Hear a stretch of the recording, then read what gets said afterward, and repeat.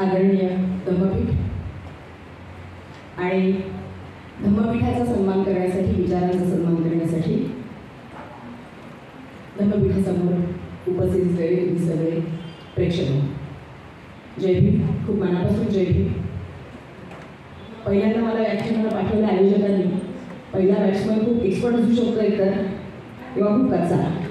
त्यातल्या आयोजकांना काय वाटतं ते मला माहिती नाही आहे, पण बाबासाहेबांबद्दल बोलण्यासाठी मला निश्चितपणे या धम्मपीठाचीच मदत होणार आहे.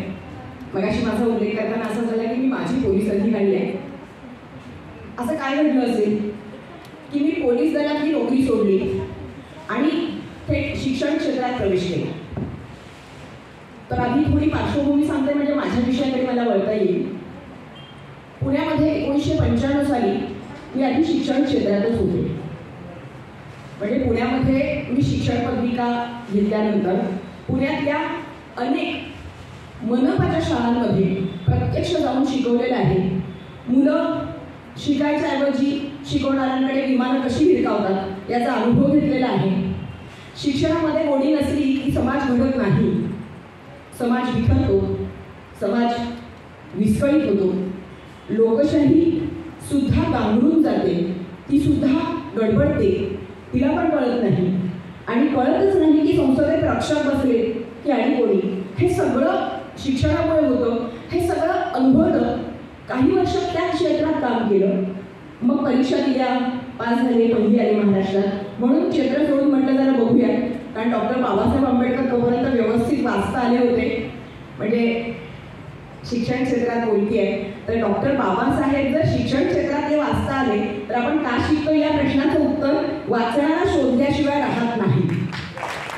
आपण का शिकतोय या प्रश्नाचं उत्तर न सापडता जे जे कोणी शिकलेले आहेत ते शिकलेले नाही असं म्हटलं तरी सुद्धा चालेल. बरं, त्यामुळे नवीन शैक्षणिक धोरण मांडताना मला मी मगाशी असं म्हटलं की मी जेव्हा बाबासाहेब वाचले निमित्त होतं की स्पर्धा परीक्षा, कारण मी ज्या घरात होते त्या घरामध्ये बाबासाहेब बघायला नाही मिळाले. बरं, म्हणजे सांगताना वाईट वाटतं की बाबासाहेब भेटायला वयाच्या 20पर्यंत वाट बघावी लागली. त्यांचे विचार समजायला, त्यांची पुस्तकं आहेत, ते असं एक महान व्यक्तिमत्व आहे हे कळण्यासाठी स्पर्धा परीक्षेची वाट बघावी लागली. पण देर आहे दुरुस्त आहे.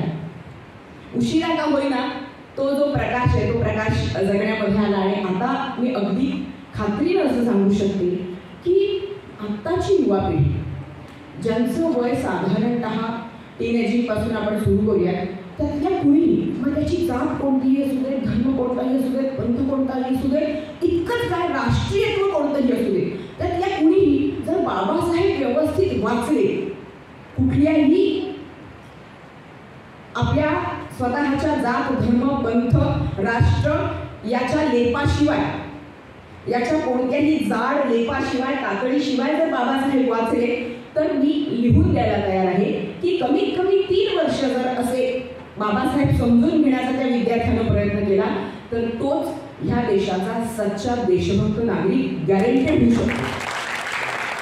तिला मात्र ही शंका नाही. मी म्हटलं ना मी लिहून देते. पोलीस दलातील ना लिहायच्या फार गोष्टी आम्हाला सवय आहे. आम्ही लिहिल्याशिवाय गोष्टींवर विश्वास ठेवत नाही. तुम्ही असं का म्हणतेय? कारण आत्ता ज्या वेळेला मला दिलेला विषय असा आहे की 21व्या शतकातील शैक्षणिक धोरण, त्यावेळेला मी बाबासाहेब शिक्षणाबद्दल काय म्हणताय आणि बाबासाहेबांच्या अगोदर बाबासाहेबांचे गुरु असणारे आदरणीय महात्मा ज्योतिबा फुले शिक्षणाबद्दल काय म्हणताय त्याचा इथे उहापोह केल्याशिवाय मला पुढे जाता येणार नाही. म्हणजे महात्मा ज्योतिबा फुलेंनी 1848 मध्ये पहिली शाळा काढली हे वस्तुनिष्ठ अनेकांना माहिती असतं.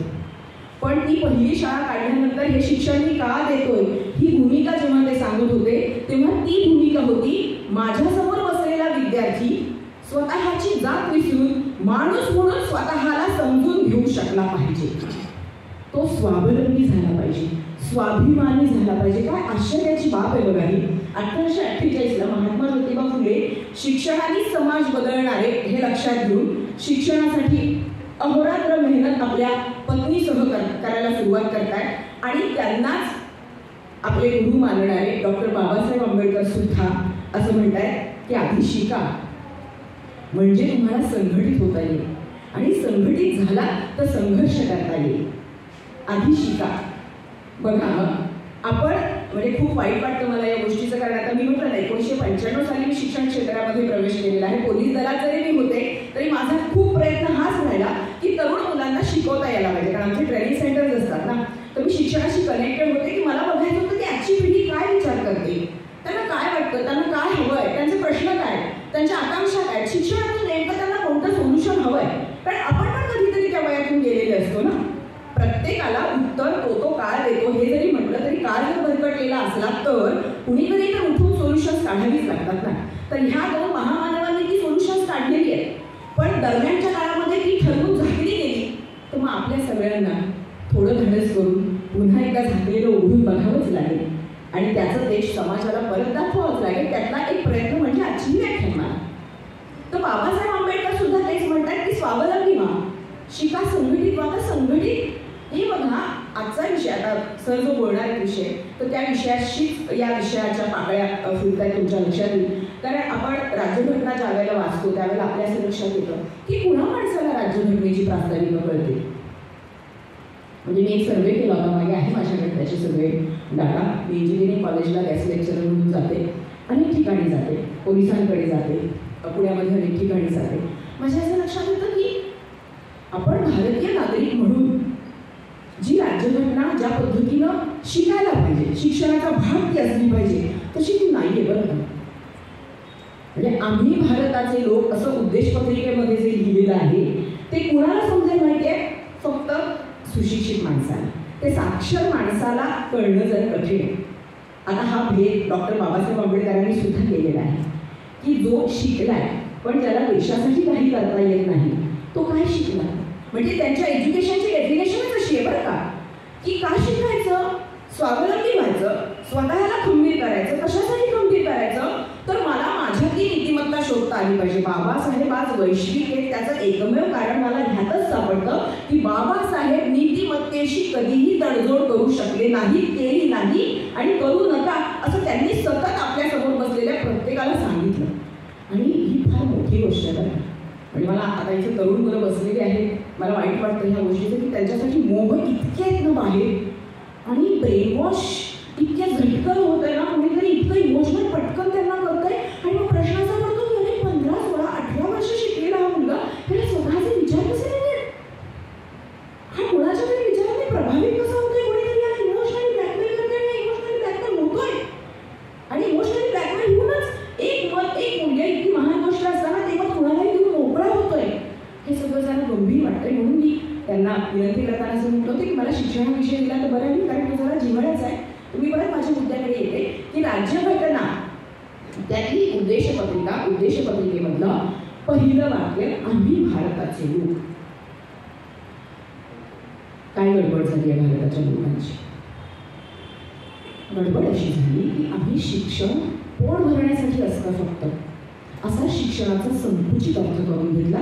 मग त्यातही परत क्लासिफिकेशन आहेत. काही जणांना असं वाटलं की शिक्षण घ्यायचं आणि अमेरिकेत फार 6 लाखी पगाराची नोकरी घालायची ते शिक्षण. काही जणांना असं वाटलं. काही जणांना असं वाटलं की इथेच राहून इथल्याच आपल्या समाजाला लुटायचं. म्हणजे मी ज्या क्षेत्रात सध्या मार्गदर्शन करते ते स्पर्धा परीक्षेचे क्षेत्र आहे. माझे काही विद्यार्थी पण आज इथे ऐकायला बसलेले आहेत. मी असं म्हणते की 100 IAS ऑफिसर होणं ही मोठी गोष्ट नाही आहे. जो कोणी IAS झालेला आहे त्याच्या पाठीला कणा असणं ही मोठी गोष्ट आहे.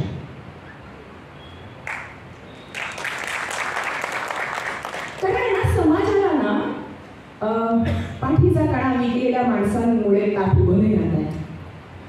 आणि बाबासाहेब त्या अँगलनी शिक्षण जेव्हा सांगतात ना, महात्मा ज्योतिबा फुले त्या अँगलनी जेव्हा स्वतःच्या कृतीतून फील्ड वर्क करून कैक वर्ष स्वतःच्या पत्नीला सोबत घेऊन याच नावं ठेवणाऱ्या समाजाला तितकाच प्रखर कृतीतून विरोध करून जेव्हा ते सांगतात ना की शिक्षणाची ही गंगा जोपर्यंत आपल्या नसानसातून वाहणार नाही तोपर्यंत आपल्या नसानसातली अविद्या निघून जाणार नाही.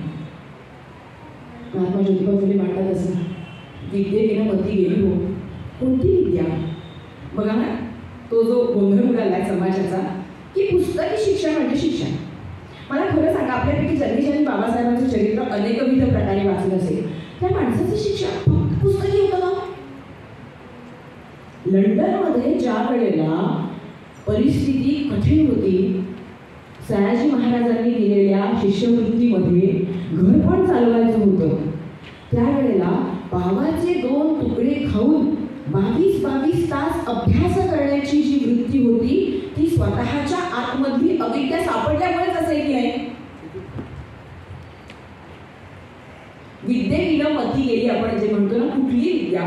पहिलं तर बाबासाहेब सक्सेसफुल काय माहितीये, महात्मा ज्योतिबा फुले सक्सेसफुल काय माहितीये, कारण त्यांनी शिक्षणाला प्रॅक्टिकली आपल्या जगण्यामध्ये उतरवलं होतं. आज गडबड अशी होतीये की खूप उच्च विद्या विभूषित असते एखादी व्यक्ती आणि तितकीच ती वागण्यामध्ये नीतिमूल्यांमध्ये रसातळाला गेलेली असते.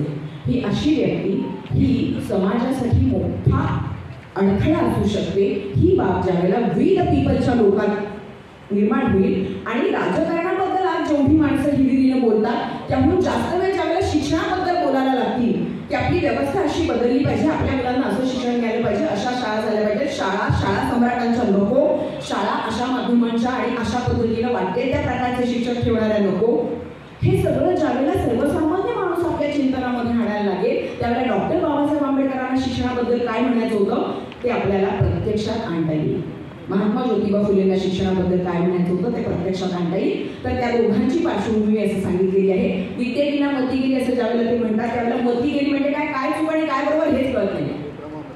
बघा, मी इंजिनिअरिंग कॉलेजला जाते, कॉलेजचं नाव नाही सांगत, अनेक ठिकाणी जाते. माझ्या असं लक्षात येतं की एवढ्या अवघड परीक्षा देऊन ही सिलेक्ट झालेली मुलं, पण यांना साधं कळत नसेल का की आपण जे शिक्षण घेतोय त्या शिक्षणाला पुढे नोकऱ्या नाही आहेत आणि म्हणून आपल्याला कुठेतरी स्पेशलाइज व्हावं लागेल.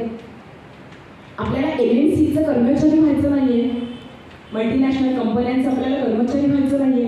हे नसेल का कळत की त्यांना ते कळून दिलं जात नाही. अशीच व्यवस्था केलेली की त्या 4 वर्षामध्ये इतकं बिझी ठेवायचं त्यांना, असं काही द्यायचं त्यांना, असं इतकं डॉंकीवर करून द्यायचं त्यांच्याकडून की त्यांना कळायलाच नको की आपण डॉंकी होतोय. मग त्या 4 वर्षामध्ये ती मुलं व्यसनी होतात, त्या 4 वर्षामध्ये ती चरसफून गांजा ओढायला लागतात. पर्सेंटेज जास्त आहे, सगळे असं मी म्हणत नाही, पण ज्यावेळेला आपण पर्सेंटेज काढतो ना अनेक प्रॉब्लेम्सला त्यांना फेस करावं लागतं. मग असा प्रश्न पडतो की इतकं चांगलं इंटलेक्ट असणारं हे व्यक्तिमत्व देशासाठी ह्युमन रिसोर्स का नाही होऊ शकत? होत नाहीये ना, कारण education is what to construct, to develop, to create the human resource. Human resource नाही होते ती जर व्यक्ती, तर ती व्यक्ती देशासाठी काही कामाची नाही आणि स्वतःसाठी पण अजिबात कामाची नाही. हो, म्हणजे विद्येविना मती गेली मध्ये हे अपेक्षित आहे. मती कसली गेली, मला चांगलं का वाईट काही कळतच नाहीये ना. मी कुणाला शरण जायचंय कुणाला जायचं नाही हे मला कळत नाहीये, तर मी कोणती विद्या घेतली. बाबासाहेब म्हणून ग्रेट, महात्मा ज्योतिबा फुले म्हणून ग्रेट. हंटर आयोगासमोर साक्ष देत असताना नाही झिरपणार वरून खाली शिक्षण, तुम्हाला खालच्यांना द्यावं लागेल वेगळं. असं कसं झिरपेल, तुम्ही काही ठेवलंच नाहीये मध्ये झिरपायला, बंदिस्त करून टाकलेली आहे सगळी व्यवस्था आणि तुम्ही म्हणताय झिरपेल. नाही झिरपणार, मी अनुभव घेतलाय. प्रत्येकाला पाठवा शाळेमध्ये, माझी ही सगळी कोल्हाड्याची पोरं शाळेत गेली पाहिजे, माझी सगळी महारामांगाची पोरं शाळेत गेली पाहिजे. ही तळमळ, ही कळकळ हंटर आयोगासमोर 1882 साली ज्यावेळेला महात्मा ज्योतिबांकडे होती. आज कोण कोण असं जातंय सरकारकडे म्हणायला की तुमची ही 2020ची पॉलिसी, त्या पॉलिसीमध्ये केवढे लूपहोल्स ठेवले तो तुम्ही, एवढ्या लूपहोल्समध्ये आमच्या पुढच्या पिढ्या बरबाद नाही होणार आहेत का? कोण कोण जातंय, कोण कोण गेलंय, रस्त्यावर कोण कोण उतरलंय. सोशल मीडियावर आहेत काही कमेंट्स, पण आपल्याला माहिती आहे, सुज्ञ माणसांना माहिती आहे सोशल मीडियावरच्या कमेंट्सला चहाच्या कपातल्या वादळा इतकंच बऱ्याचदा महत्त्व असतं, त्यामुळे त्याच्या किती नातलं लागायचं. तर विद्येविना मती गेली आहे ना, तिथं सगळी गडबड झाली. बरं, लोकशाही मती हरवलेली लोक ना त्या लोकशाहीच्या मंदिरामधल्या रक्षकांना भक्षक होऊ देतात. खरं तर रक्षक आहेत ते, आपण आपले लोकप्रतिनिधी म्हणून पाठवतो आणि सर्वसामान्य जनता ही त्या मंदिरातली दैवत आहे. पण त्या दैवताचं रक्षण करण्याच्या ऐवजी, त्याच्या लोककल्याणाचं रक्षण करण्याऐवजी जर अशा पद्धतीनं लोकशाहीची जर रोज उतरवूक होत असेल तर मती गेलेली आहे हे ॲक्सेप्ट आधी करावं. सॉरी टू से, कोणाला कदाचित असं वाटेल की बाई काय तुम्ही टोकाचं बोलताय, पण वस्तुस्थिती बोलली की बऱ्याचदा त्रास होतो, पण सॉरी. ती बोलल्याशिवाय आपण पुढे जाऊ शकत नाही, ते आधी स्वीकारावं लागेल. विद्येविना मती गेली, नीती कुठून राहणार? नीती कशाची नीती? मला ना एक खूप छान प्रसंग आठवतोय. मागच्याच वर्षी तिथे ना वैशाली केडाम नावाची आदिवासी भागामध्ये काम करणारी चंद्रपूरला शिक्षिका, तिचा इथे सत्कार झाला. तिला एक खूप सुंदर वाक्य त्यावेळेला माझ्याशी चर्चा करताना ऐकून, मस्त वाक्य, बघा जर प्रेक्षकांना आवडलं तर. ते वाक्य असं होतं, ती म्हणाली असं शिक्षण पाहिजे म्हणे की ज्या शिक्षणामध्ये 18व्या वर्षी मूल असं फुललेलं दिसलं पाहिजे की अरे वा, हे माझं जगणं, हे इतकं सुंदर जगणं आणि मी आता काही करू शकतो. मला असं काही कोणाच्या विशेष आधाराची गरज नाही, मला स्वतःचे विचार आहे.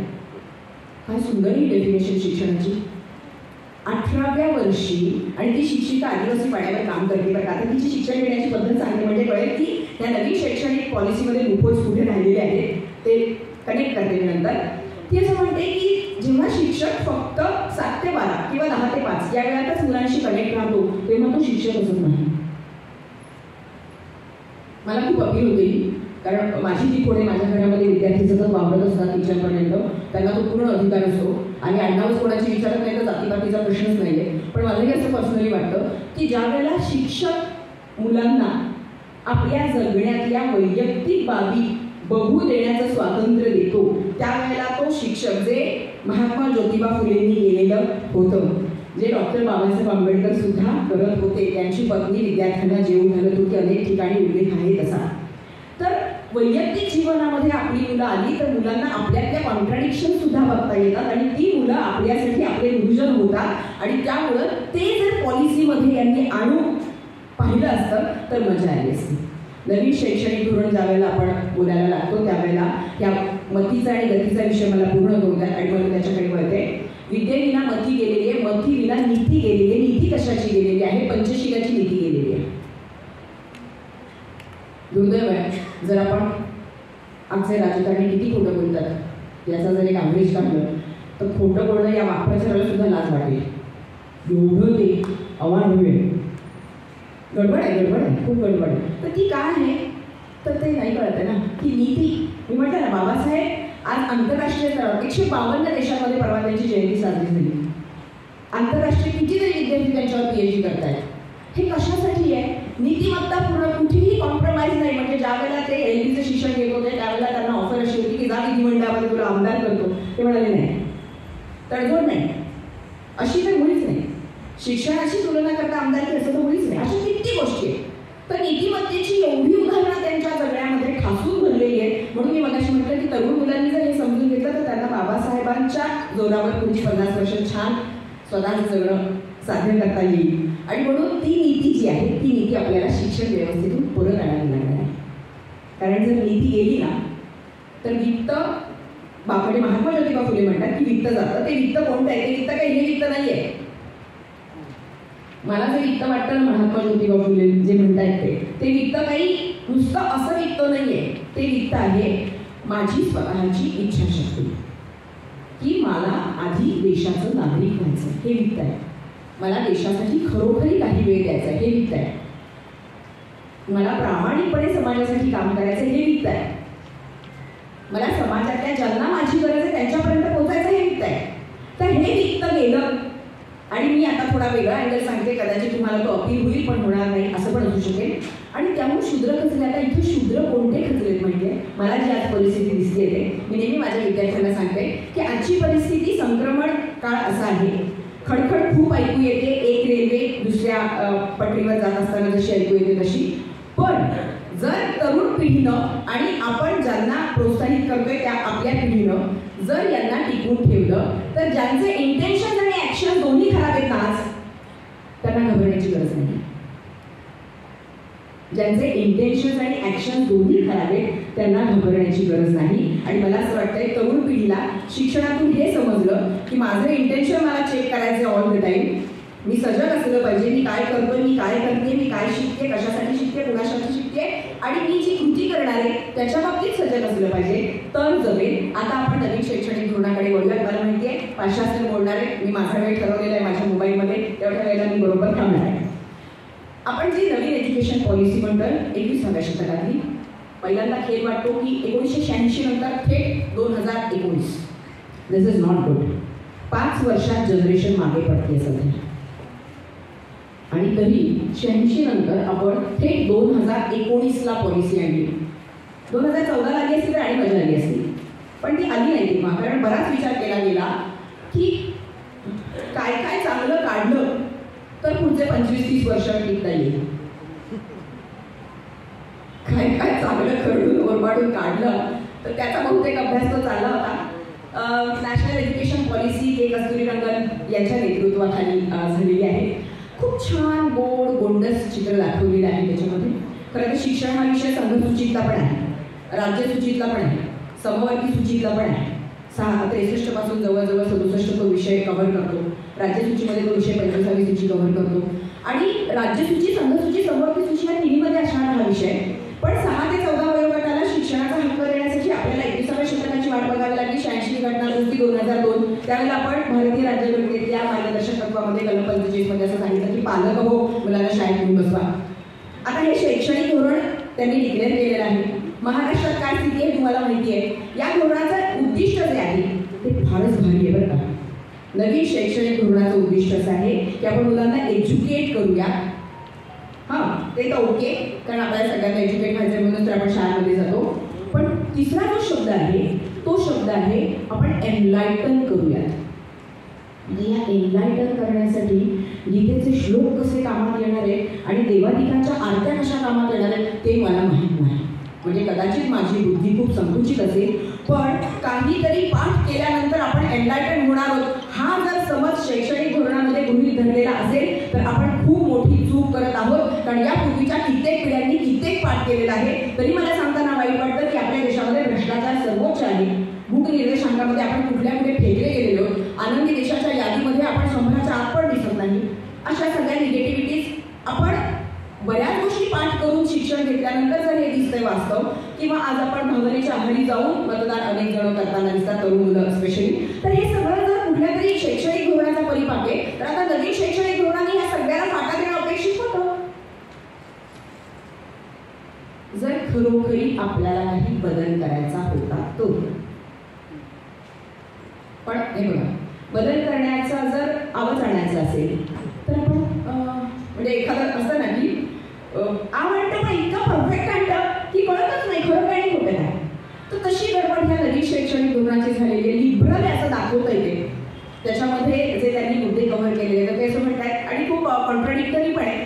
तुम्हाला ते कुठेही वाचायला मिळेल, ऑनलाईन पण अवेलेबल आहे. ते कॉन्ट्राडिक्टरी अशासाठी की ते म्हणते की आम्ही डिजिटल माध्यमातून मुलांपर्यंत पोहोचणार आहोत, पण खेडोपाडी जा तुम्ही, डिजिटलसाठी 80% खेडी तयार नाही आहेत. वीज नाहीये, इंटरनेट नाहीये, सुविधा नाहीये आणि आपण त्यांना स्वप्न काय दाखवतो की आम्ही तुम्हाला डिजिटली करणार आहोत. मला जो धोका वाटतो या शैक्षणिक धोरणातला तो मोठा असा वाटतो की महाराष्ट्राची स्थिती पाहिली 2020चं शैक्षणिक धोरण आता 2024 चालू आहे. अजूनही कोणालाही पिक्चर काही क्लिअर नाही बरं. म्हणजे नावं नाही घेणार मी, पण सुकाणू समितीमध्ये जी माणसं जाऊन चहा वेफर्स खाऊन येतात ती माणसं काय निर्णय झाला हे नाही सांगू शकत. अनेक बैठकांना जातात, अनेक चर्चा होतात, पण निर्णय काय झाला, इम्प्लिमेंटेशन काय आहे याबद्दल बोलणं नाही. म्हणजे काय, डिझेल भोपळा ठेवून द्या. मग परत काय झाली ही शब्द. जर 2020ला धोरण डिक्लेअर झालेले तर सगळ्या घटक राज्यांना ते फार तर फार कोविडचा विचार केला तर फार तर फार आतापर्यंत लागू व्हायला पाहिजे होतं. पण आतापर्यंत सुद्धा संदिग्धता आहे. तर मला वाटतं जनतेने आता थोडं या बाबतीत अवेअर होण्याची गरज आहे. म्हणूनच आयोजकांनी हा विषय आज ठेवलेला असेल की विचार करू द्यात लोकांना. किमान आपण इथे बसलेल्या लोकांनी तरी थोडं आपलं ब्रेन स्टॉर्मिंग करूया आणि हा विचार करूया की या एज्युकेशन पॉलिसीतून तुम्ही जे द्यायचं असं वचन आम्हाला देताय ते कसं, कधी, कुठे, केव्हा, किती खर्च करून देणार आहात ते सांगा आणि पुन्हा मागता. आता याच्यामध्ये मला जो लूपहोल, मी मगाशी जो मुद्दा शोधला तो कव्हर करते, मला जो लूपहोल वाटला तो असा वाटतोय की एज्युकेशन पॉलिसी तुम्ही डिक्लेअर केली, खूप सुंदर आहे, देखणी आहे, रुचकर आहे असं म्हणूयात आपण तिला, पण म्हणजे मी मुद्दामून ऑड विशेषण वापरते आहे, पण तिच्या इम्प्लिमेंटेशन बाबतचा ब्ल्यू चार्ट कुठे आहे. म्हणजे मी एखाद्याला एखाद्या ठिकाणी पोहोच असं म्हणते पण मी रोडमॅप देत नाहीये. जमेल जा तिथे, जा चौकात जाऊन आरोग्या ठोक तुम्हाला तुला तो माणूस घरातून बाहेर आलेला नाही. सेम पॉलिसी झालेली आहे इथे की आम्हाला आपण असं काय केलेलं आहे की मातृभाषेतून शिक्षण व्हेरी गुड, म्हणजे हा मुद्दा म्हणून ग्रेट, या एज्युकेशन पॉलिसीमध्ये मातृभाषेतून शिक्षण हा मुद्दा म्हणून ग्रेट, कारण बरोबर आहे आईची भाषा लवकर कळते. पण मला एका साध्या लॉजिकल प्रश्नाचं उत्तर द्या, तुमच्यातल्या कुणी सांगितलं तरी चालेल, की गेले काही वर्ष आपण ज्या त्या मातृभाषांच्या शाळांना मागे टाकले, इंग्रजी माध्यमांच्या शाळा जवळजवळ 80%. असरचा जो 2024चा रिपोर्ट आहे, तो 2024चा असर प्रथमचा जो अहवाल येतो, तो असं म्हणतोय की आपल्या मराठी शाळांचं प्रमाण, मी फक्त महाराष्ट्रापुरतं आता बोलते, मराठी शाळांचं प्रमाण भयंकर खाली आलेलं आहे. बघा कॉन्ट्रॅडिक्शन बघा कशी आहे. मराठी शाळांचं प्रमाण भयंकर खाली आलेलं आहे आणि आपण मराठी माध्यमातून ह्या मुलांना पुढच्या शिकवून आहोत. गेली 20-25 वर्षातली पिढी 80% मुलं इंग्रजी माध्यमात शिकलेली आहेत. त्यांना बऱ्याच शब्दांना मराठी प्रतिशब्द सांगताना आई वडिलांची चांगलीच गाळण उडती आहे आणि अशा वेळेस शाळांमध्ये जाऊन मराठी शिकवणारे कोण शिकवणार आहे? आणि झेडपीच्या ज्या शाळा आहेत किंवा मनपाच्या ज्या शाळा आहेत त्या शाळांच्या स्वतःच्या मूल्यमापनामध्ये काय गडबड आहे तुम्हाला पेपरमध्ये वर्तमानपत्रामध्ये वाचून कळतं. काय अनास्था अनेक ठिकाणी दिसते. मोजक्या जर 2-4 शाळा सोडल्या आहेत सुदैवानं, पण त्या सोडल्या तर काय अनास्था आहे हे लक्षात येतं. मग कोण देणार आहे मराठी माध्यमांचं शिक्षण? तो भाई यहा ज्ञान बाकी लेख आहे. कोणाला तरी परत राखीव कोटा पाहिजे की त्यांच्याकडे ते आहे तेच परत शिक्षक होणार. येतं लक्षात? तर त्यामुळे हे शैक्षणिक धोरण ज्या वेळेला आपण इम्प्लिमेंटेशनच्या लेवलवर बघतो त्यावेळेला असं लक्षात येतं की टीचर्सला काय ट्रेनिंग दिलं जाणार आहे याबद्दल काहीही त्यामध्ये सुतोवाच केलेली नाहीये. अनेक ठिकाणी ट्रेनिंग दिली पण जात आहे, त्याचे रिझल्ट पण माझ्याकडे आहेत फोनमध्ये, कारण पुण्यामध्ये जवळजवळ माझ्या 100 मैत्रिणी मुख्याध्यापिका आहेत. कारण मी पुण्यात शिकून तिथे काम केलेलं आहे ना, तर त्यामुळे त्यांचा एज्युम आता मुख्याध्यापक म्हणून त्यांच्याकडून काही माहिती नाही या विषयासाठी गोळा केली. म्हटलं काय परिस्थिती आहे जरा सांगा. तर ट्रेनिंग दिलं जात आहे, पण ते ट्रेनिंग बऱ्याच वेळेला कुचकामी आहे. म्हणजे कसं ट्रेनिंग पाहिजे बघा, स्वयंमूल्यमापनाचा मुद्दा दिलाय विद्यार्थ्यांचा, किती कठीण काम आहे. अहो आपल्याला राग आला तर कुणाचा आलाय, कशाचा आलाय, कधी जाणार काहीच कळत नाही. आणि आपण मुलांना या छोट्या छोट्या मुलांना स्वयंमूल्यमापन की तू आणि स्वयंमूल्यमापन काय तुला आकलन झालं की नाही, तू उपयोजन करतोस की नाही, तुला माहितीचं विश्लेषण करता येते की नाही, ही फसवणूक आहे ना खूप जोरदार आहे का. वेळीच जर आपण नागरिकांनी या सगळ्याची उत्तरं ठामपणे मागितली नाहीत ना तर गोंधळलेल्या स्थितीत परत ते मागे कसं एक धोरण आपण राबवलं की 1ली ते 8वी परीक्षाच नाही. मग आता ती मुलं अभ्यासच करत नाहीये, पण त्यांना नोकऱ्याच नाही आहेत. 83% पर्यंत अनएम्प्लॉयमेंटचा जो पर्सेंटेज चाललेला आहे तर तो त्याच्यामुळे चाललेला आहे. तर थोडा विचार करावा लागेल आपल्याला की जर कुणीतरी कान बंद करून बसलंय की ज्यांनी कान उघडे ठेवले पाहिजे तर आपल्याला तोंड उघडावी लागणार आहे. तोच मुद्दा मला तुमच्यापर्यंत पोहोचवायचा होता की ही नवीन शैक्षणिक धोरण जे आहे त्या नवीन शैक्षणिक धोरणामध्ये इम्प्लिमेंटेशनच्या लेवलला सर्वसामान्य नागरिकांनी माहितीच्या अधिकारात विचारा, आरडाओरडा करून विचारा, नम्रतेनं विचारा आणि तुम्हाला काही सुयोग्य मार्ग सापडत असतील निबंध लिहून, टीका करून, समीक्षा करून, पण आपल्याला बोलतं व्हावं लागेल, लिहितं व्हावं लागेल. नवीन शैक्षणिक धोरण एकदा जर थोपलं गेलं ना, मी शिकवते वर्गामध्ये, खूप वाईट वाटतं, खूपच वाईट वाटतं. म्हणजे ती गोष्ट सांगताना की मी आंबेडकर वर्गामध्ये शिकवत होते, कुठे काय ते सांगणार नाही कारण दॅट इज नॉट गुड. आणि काही एक समाज आहे ना असं की ज्यांना आंबेडकर नको आहे, पण आंबेडकर स्वावलंबी भाषा सांगतात ना. ते म्हणतात तुम्ही रूढींमधून स्वतःला मोकळं करून टाका, जे जे अविवेकी आहे ना त्यामधून स्वतःला वेगळं करून टाका आणि विवेकी व्हा. आणि विवेकी झालेला माणूस कुणाचा गुलाम नाही होऊ शकत वैचारिक. ही गोष्ट एकदम 100% क्लिअर आहे की जी व्यक्ती विचारांनी स्वावलंबी झाली ती कुणाचा गुलाम होऊ शकत नाही, मुळीच नाही. आणि मग अशी माणसं कशी वापरता येणार कार्यकर्ते म्हणून? मुश्किल आहे. मग कार्यकर्त्यांची फळीच हवी आहे तर सगळ्यात बेस्ट वे कोणता? Education policy. सो आपल्याला ते समजून घ्यावं लागेल व्यवस्थित की आपल्याला आज जावं लागेल. हा विषय खूप गंभीर आहे. माझ्याकडे तुमच्यातल्या ज्यांना कोणाला पर्सनली याच्यामध्ये इंटरेस्ट असेल तर मी UPSCच्या मुलांना MPSCच्या मुलांना ही पॉलिसी शिकवताना 3-3 तासाचे घेतलेले आहेत सेशन्स. ते सेशन्स मी तुम्हाला तसेच्या तसे हँडओव्हर करेन. माझ्याकडे पेनड्राईव्हमध्ये आहेत. कुणालाही डिटेल्स त्याचे नीतीच आहे, टेक्निकल डिटेल्स आहेत. पण मला या विषयाच्या शेवटाकडे येत असताना पुन्हा एकदा या 2 महान नेत्यांची आठवण आपल्याला करून द्यावीशी वाटते की बाबासाहेब आयुष्यभर शिकत राहिले विद्यार्थी होते शेवटपर्यंत. बौद्ध धर्म घेताना सुद्धा त्यांना दीक्षा देणारे जे चंद्रमणी होते त्यांना ते म्हणाले की मी एक विद्यार्थी म्हणून तुमच्यासमोर आहे तर त्याच याने तुम्ही मला दीक्षा द्या. हा त्यांचा महानपणा होता.